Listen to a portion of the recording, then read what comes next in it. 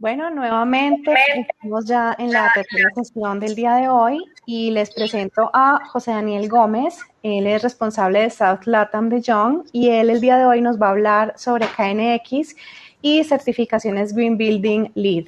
José Daniel, bienvenido. Hola, buenos días a todos. Muchas gracias por la participación. Bueno, como miembro también de la KNX, tengo que agradecer a los organizadores y a los participantes y a todos nuestros expositores por la colaboración y esperemos que esto sea uno de los primeros eventos, si se puedan replicar en el tiempo, que realmente nos sean útiles y que sean de un aporte a toda la comunidad KNX. Excelente, José Daniel, muchas gracias. Y bueno, nuevamente le recordamos a toda la audiencia que en el botón de Discuss, al lado derecho de sus pantallas, está el chat en donde nos pueden dejar todas sus inquietudes y comentarios y los estaremos revisando al final de la sesión. Entonces, después de esta conferencia de José Daniel, tendremos un espacio de 25 minutos para hacer networking y regresaremos con la siguiente conferencia. José Daniel, adelante. Ok, bueno, vamos a hablar un poco de KNX y certificaciones. Es un tema diferente, no tan técnico, quizá un poco más formal y comercial, pero no dejaría de ser importante. Básicamente, hoy en día tenemos un problema planteado y una solución del lado nuestro y tecnológico. El problema viene planteado porque la demanda de energía ha crecido y sigue creciendo. Se está hablando de estadísticas un poco viejas, pero creció en 2.3 en el 2018, tuvimos el tema pandemia, con lo cual se estabilizó en parte, pero la tendencia es que para el 2025 crezca un 30% el consumo de energía. Eso lo vemos básicamente en nuestros hogares, o sea, ya las tomas de energía no son suficientes porque la cantidad de densidad eléctrica de equipamiento que hay en cualquier lugar, oficina, casa, cada vez es más alta. Tenemos cada vez más equipos, tanto en la conexión de la parte red como en la conexión eléctrica. El crecimiento de la generación solar y eólica no es lo suficiente hoy en día para satisfacer la demanda mundial. Por mucha propaganda que hagan de autoabastecimiento y todo ese tipo de cosas, la verdad realmente no funciona y no es tan fácil el reemplazo de combustibles fósiles y no lo va a hacer ni a la corta ni a la larga. O sea, es una tarea bastante difícil que va a llevar muchísimo tiempo. Por otro lado, aparece la industria del TI, que representa el 2% de las emisiones de CO2, que equivale a todas las emisiones de la industria de la aviación, por ejemplo. Todo el transporte aéreo consume exactamente lo mismo, genera el mismo CO2 que generaría la industria del TI. Se espera que el TI, a su vez, se duplique de nuevo en 4 años, su consumo eléctrico, gran parte, y creo que va a ser antes por el tema de los Bitcoin y todo lo que está pasando, la tendencia a llevar todo a la nube, grandes servidores. Estamos en un paradigma de consumo donde la tecnología de datos, hablemos del mundo de video, de lo que estamos haciendo ahora, una charla, va a generar una demanda muy importante de datos y de energía asociada porque todo esto corre por servidores que a su vez consumen energía.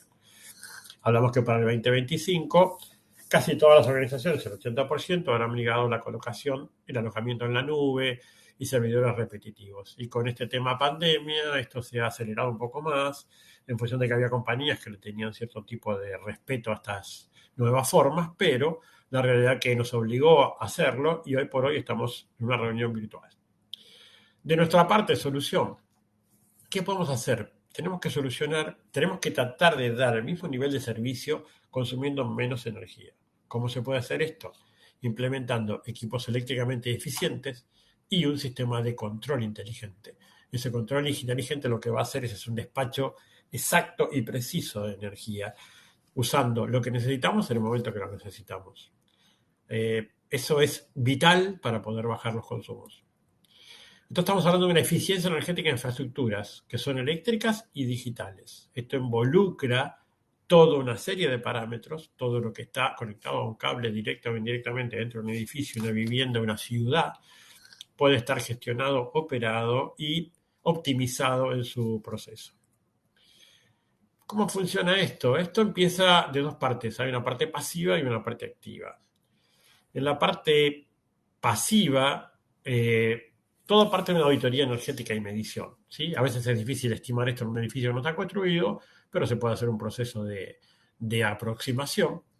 Y a partir de ahí sacamos una configuración básica de lo que necesitamos: demanda, carga térmica, carga lumínica, equipamiento. Y a partir de ese tipo de primer paso que se hace en un proyecto, se puede, a través de la elección correcta de equipamientos, tanto en su diseño como en su alta eficiencia, equipamientos de última generación, hacer una parte de energía, de eficiencia eléctrica pasiva, envolventes, ventanas, toda esa serie de cosas que involucran la construcción de un edificio, es la parte pasiva, eléctricamente pasiva.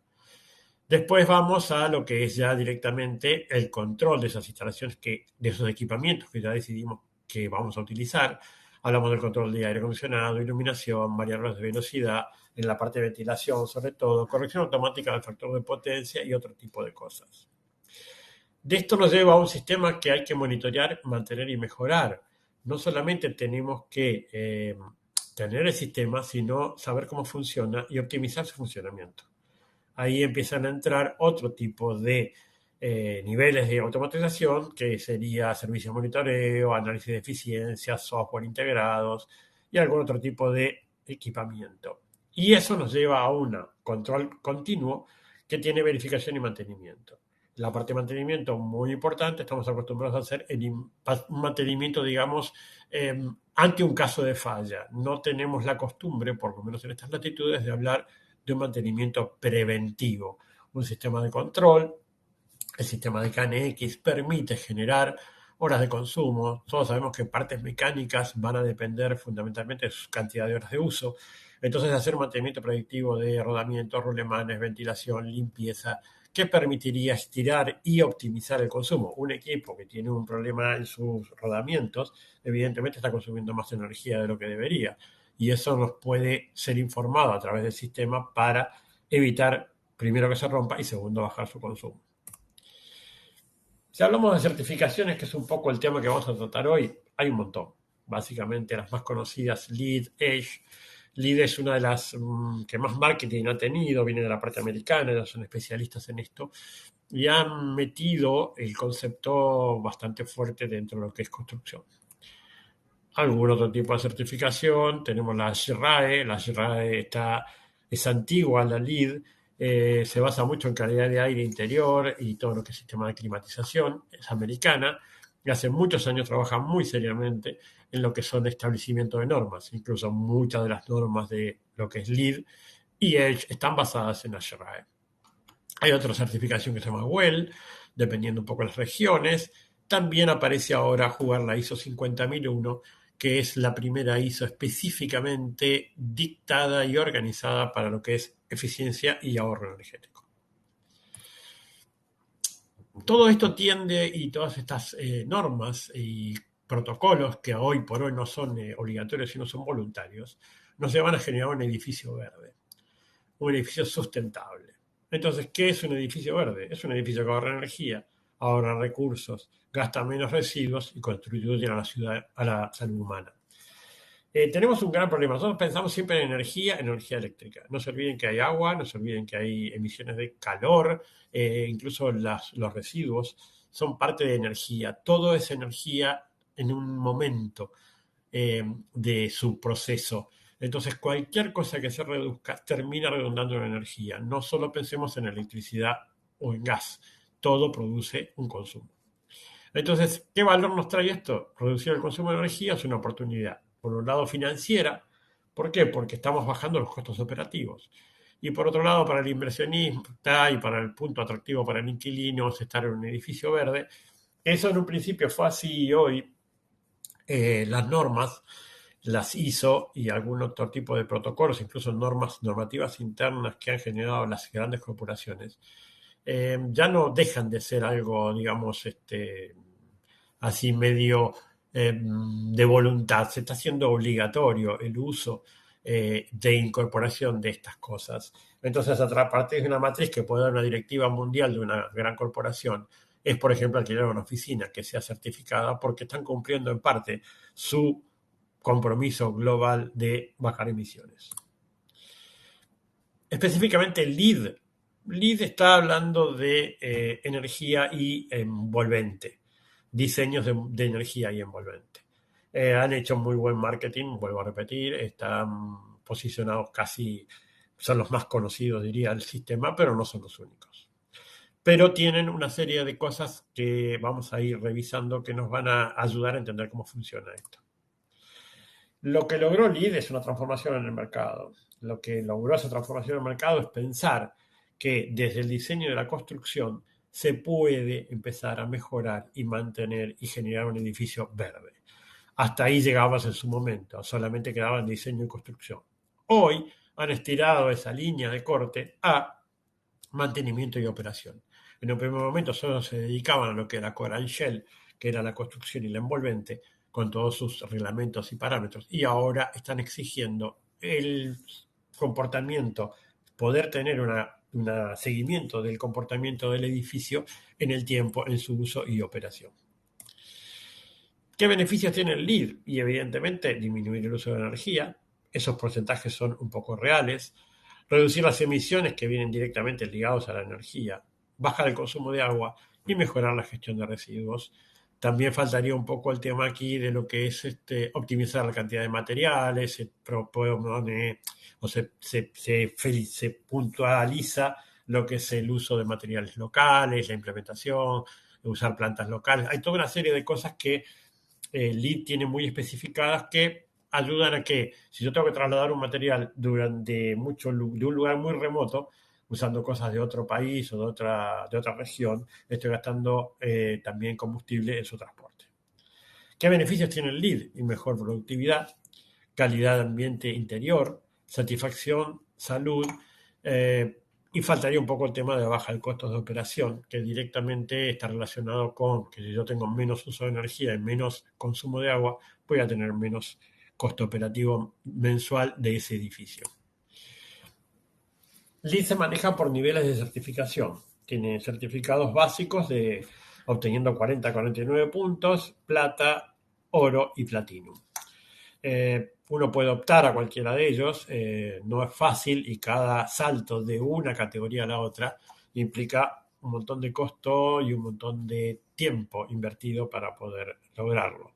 No es una cosa tan simple. Esto es un poco lo más importante que tenemos para hablar hoy. Estos son los puntos LEED, o sea, cómo se obtiene el total de puntos LEED y cómo se dividen.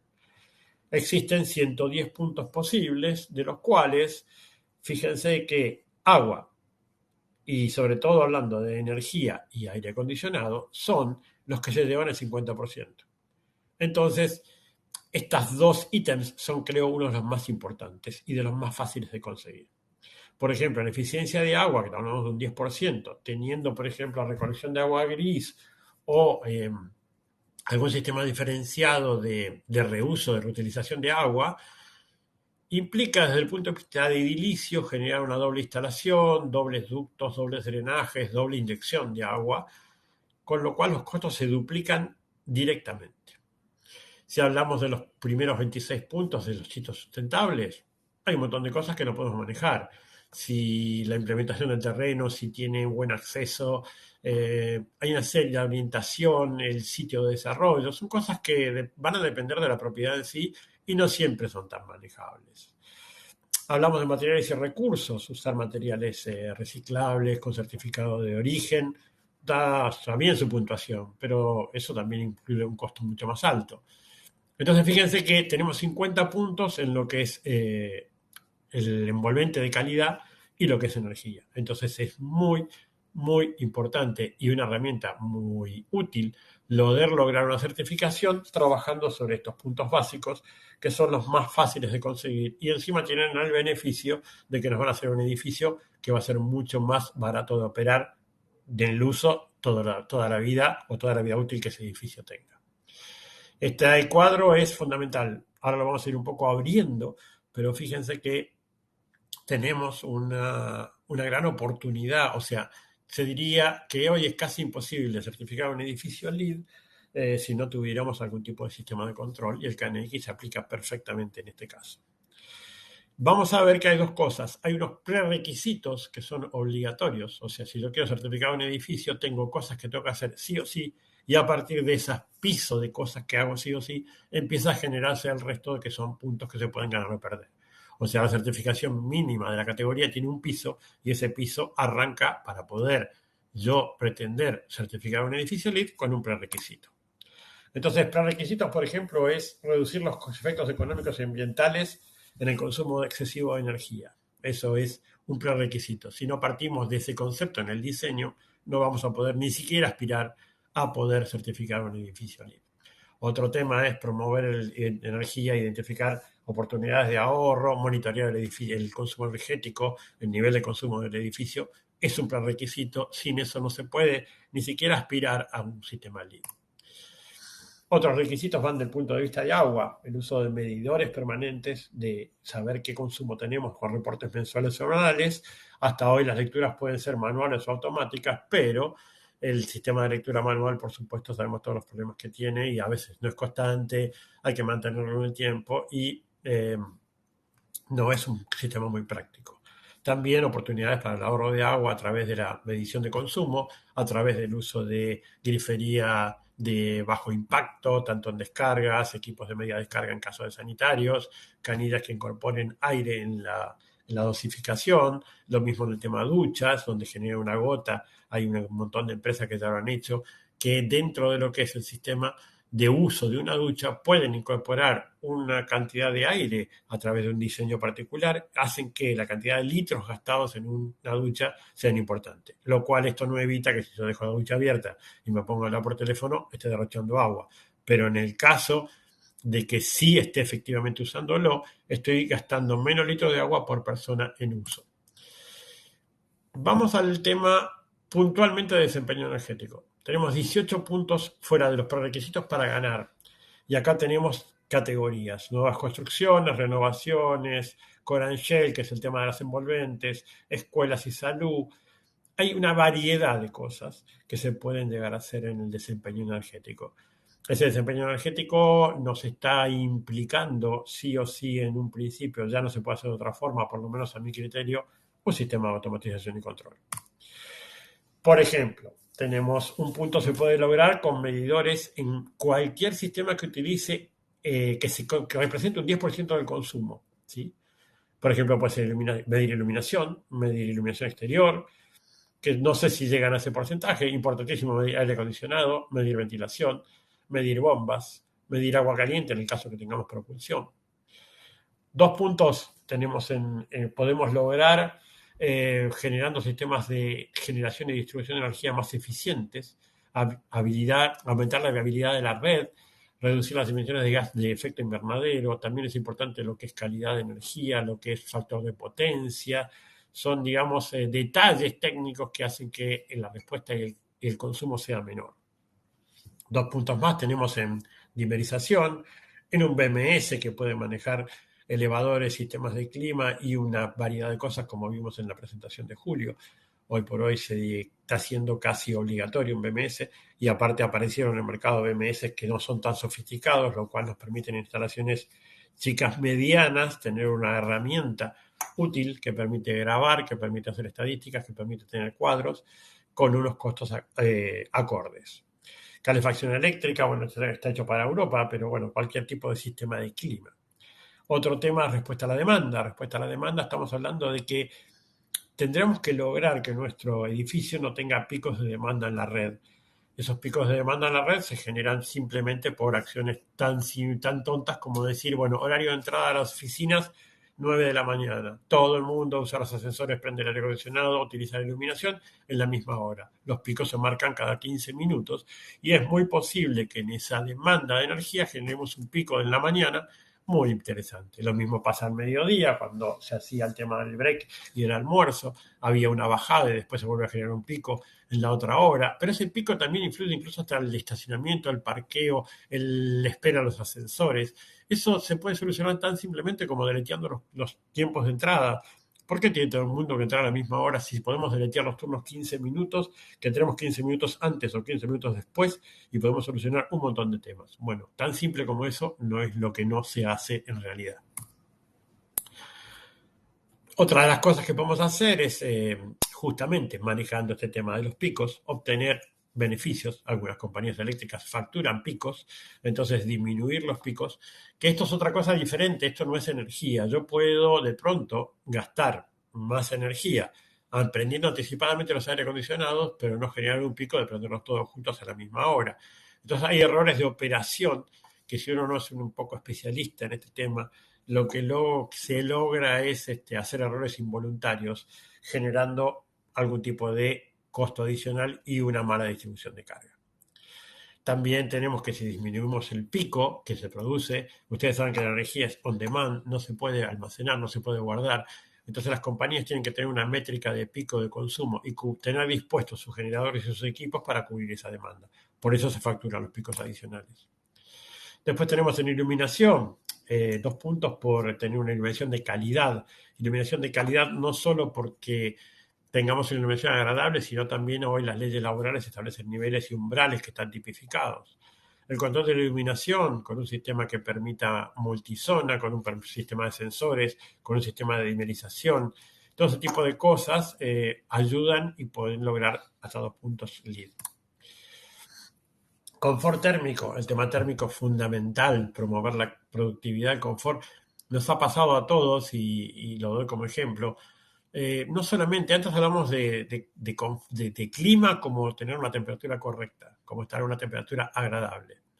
La realidad es que eso es una parte, no solo es la temperatura, también es la humedad, y ahora aparece un factor muy interesante que es el nivel de CO2. No sé si les ha pasado a mucha gente, estamos en un lugar, estamos confortables, pero de pronto decís, nos vamos un rato afuera a tomar aire fresco. Eso es oxígeno. Los edificios no tienen ventilación, o las ventilaciones están mal diseñadas o mal manejadas, con lo cual, si hay un montón de gente en un área generando CO2 por su formato de respiración y no hay una renovación inteligente del aire, lo mismo pasa en un teatro, lo mismo pasa en un cine, no tenemos esa ventaja, esa posibilidad de incorporar aire fresco, tratado o no tratado en función de la carga térmica, precalentado o preenfriado según corresponda, pero si no metemos aire fresco por demanda, lo que nos está pasando es que tenemos esa sensación de ahogo que no corresponde con la temperatura de confort, depende básicamente de la falta de oxígeno. Eso ahora, con el tema COVID, ha puesto de manifiesto qué mal estábamos haciendo las cosas respecto a lo que es ventilación interior en áreas cerradas. Vamos un poco a la ISO. La ISO es un poco un nuevo sistema que nos permite específicamente la 50001 dedicado a lo que es energía, y es incorpora un concepto muy innovador y muy peligroso que es la mejora continua. Esa pequeña palabrita que dice mejora continua, la eficiencia energética, nos va a obligar a un proceso permanente de mejora. Yo comprometerme a cubrir un protocolo y sacar una certificación de 50001 implica la serie de pasos que se hacen siempre, pero hay que tener mucho cuidado en esto. Yo no puedo arrancar con mi máxima, apuntarle al máximo de ahorro. Yo quiero ahorrar este año, hago una implementación, en 1 o 2 años llego a un 30% de ahorro, y después cómo continúo. Entonces hay que tener cuidado cuando uno certifica o trata de tratar un sistema, participar o gestionar un sistema de 50.001, en hacer una mejora gradual y por partes, comprometida en un plan de largo plazo, porque las mejoras en un primer momento son un poco más simples, o hay una intervención fácil donde mejorar, pero después se ponen cada vez más complejas, y lograr una mejora sobre algo que ya está bastante bien optimizado es bastante difícil y muy costoso. Otras certificaciones Edge. Edge también tiene sus categorías, tiene certificados básicos, avanzados y cero carbón. Edge basa otro formato diferente de lo que es LEED, se basa en la regla de los 33, ellos quieren bajar 33% de consumo de energía, 33% de consumo de agua, 33% de consumo de impactos y de impacto en la construcción. El principio es el mismo, todos apuntan al mismo lugar, diferentes protocolos, todos factibles, todos posibles, y todos se hacen bajo el mismo concepto y las mismas herramientas. ASHRAE lo que hace es ocuparse básicamente de lo que es calidad de aire interior, establecer normas de confort, el aire acondicionado es un tema, el clima, la temperatura es muy susceptible, cada persona tiene su umbral de tolerancia o su umbral del confort. Bueno, pero existe una posibilidad de generar una media importante, sobre todo cuando los edificios son grandes, hay mucha gente que pertenece o trabaja en ese edificio, lograr una media. Lo que se trata de apuntar, y es fundamental esto, y ahí entra el sistema de control, es que la temperatura tiene que ser estable. Estamos acostumbrados a, y ya lo hemos probado nosotros en nuestras intervenciones y en nuestros estudios, que la gente necesita estabilidad de temperatura. Si yo tengo un equipo de aire que está seteado en 22 grados, pero va a arrancar cuando haya 25 y va a cortar cuando llegue a 19, mi span de temperatura va a ser muy alto. Entonces en un momento voy a tener frío y en un momento voy a tener calor.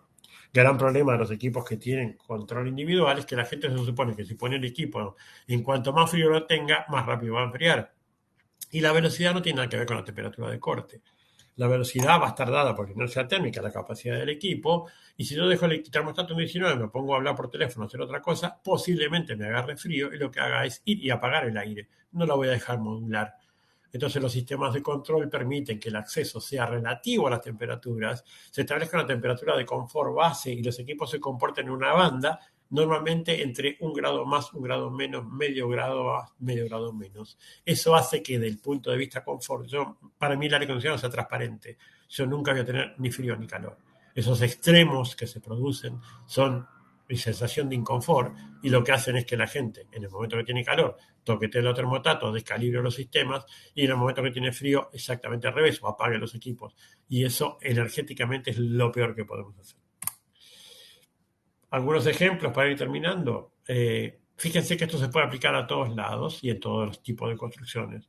Tenemos desde house particulares, casas particulares, tenemos sistemas de logística, grandes galpones. Hoy viene la nueva tendencia de generar centros de logística gigantes que mantienen almacenamiento y reparten a todo el mundo, lo cual también baja el tema de camiones. Antes los centros de logística eran de cada empresa y tenían su centro de distribución particular. Hoy es mucho más eficiente que si alguien va a llevar a un negocio, a un supermercado gaseosa, a su vez también puede llevar otras marcas y puede llevar otros productos en un mismo viaje, porque a veces no bajan un camión completo, sino van a bajar particionados los productos y está bueno generar un despacho mucho más inteligente.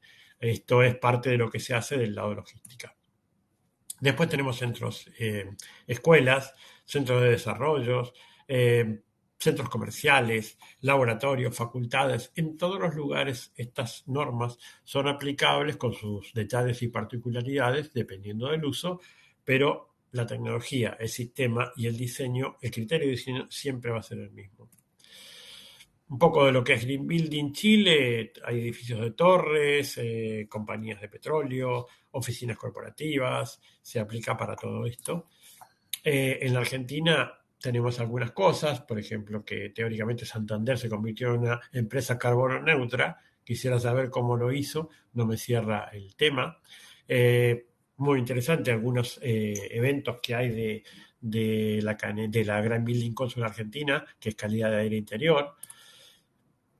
Para terminar, dos cosas. Por un lado, hablamos de Naciones Unidas, un artículo, ahí está su link, habla de la energía urbana sostenible es el futuro. En los 20 años, zonas urbanas han experimentado un crecimiento espectacular. Actualmente 3.500 millones de personas viven en ciudades y hay que manejar esa demanda digamos, muy importante de consumo y de gente que está ubicada en zonas. Hablemos de urbanización, hablemos de logística, hablemos de residuos, hablemos de cloacas, hablemos de agua, infraestructuras gigantes que han crecido sin una lógica y sin un control. Por otro lado, Banco Mundial está hablando de que hay 3.000 millones, ¿sí?, que no tienen, 1.000 millones de personas que viven sin electricidad y 3.000 millones que utilizan combustibles contaminantes, hablemos de leña o biomasa, para cocinar o calefaccionar viviendas. O sea, hay dos realidades al mismo tiempo, conviviendo entre sí y un equilibrio muy inestable que de alguna forma va a haber que, no sé si por un proceso natural o cómo hará la humanidad, para tratar de que estas diferencias sean un poco menores. Muchísimas gracias, un gusto y espero les haya gustado. Bueno, José Daniel, muchísimas gracias por tu presentación y bueno, pasemos entonces en estos momentos a revisar las preguntas que nos han dejado los asistentes. Tenemos una pregunta de Carlos Alfonso Castro. Él quiere saber actualmente cuáles son los dispositivos KNX más utilizados en Latinoamérica en edificios certificados.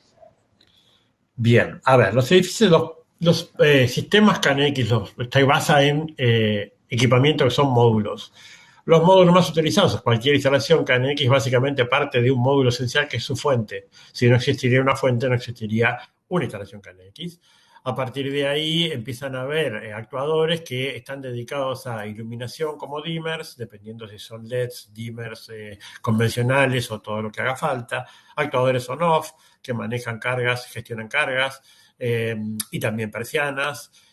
Vamos a lo que es medición de energía, con equipos de medición de energía, pueden ser en KNX directamente, control de temperaturas, termostatos, sensores de presencia y luminosidad.